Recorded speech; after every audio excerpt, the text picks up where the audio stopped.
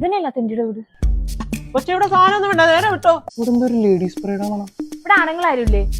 കൊച്ചിനെ എന്നെ കണ്ട് ഉദ്ഘാടനത്തിൽ വന്ന ഹണി റോസ് ആയിട്ട് തോന്നുന്നുണ്ടോ? ഇവിടെ യുവജനങ്ങൾ ആരും ഇല്ലേ? ഓ മനസ്സിലായി മനസ്സിലായി. മോനെ സുരേഷേ, ഞാനിവിടെ ഉണ്ട് അച്ഛാ. ആഹാ, കമുകി ഒന്നും പറഞ്ഞപ്പോ പോകാൻ വഴി പറഞ്ഞെത്തില്ല. ഇതൊന്നല്ല എന്റെ കാമുകൻ. ഇവനല്ലേ? പൊക്കം കുറഞ്ഞിട്ട് തടി മീശൊന്നുമില്ല, ഇല്ല. സ്വർണ്ണ കളർ മാല ഉണ്ട്. അതെന്റെ ഭാര്യയല്ലേ? അമ്മയുടെ കാര്യമല്ല പറയണത്, അച്ഛന്റെ രണ്ടാമത്തെ മോൻ, എന്റെ പുന്നാരനിയൻ രതീഷിന്റെ കാര്യമാണ് ആ കൊച്ചു പറയണത്. രതീഷ് കുഞ്ചു.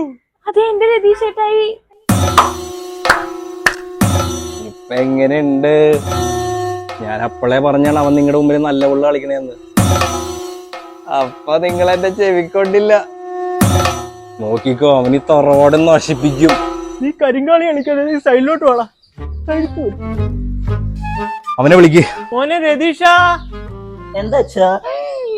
രതീഷ് ചേട്ടാ, ആരാച്ചവള്? അത് നിനക്കെന്നെ അറിയില്ലല്ലേ? ചേട്ടാ, ചേട്ടാ സിംഗിൾ ആണോ?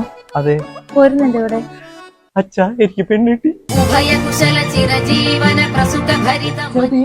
ഇത്രയും കാലം അവന് ഉപയോഗിച്ച സാധനം നീ ഉപയോഗിക്കുന്ന പരാതി ഉണ്ടായിരുന്നു. നീ കുറച്ചെല്ലാം നീ ഉപയോഗിച്ച സാധനം അവന് ഉപയോഗിക്കട്ടെ. നോക്കി വെച്ചൊരു കാരാകാരപ്പഴം നോട്ടം തെറ്റിയാൽ പോകും.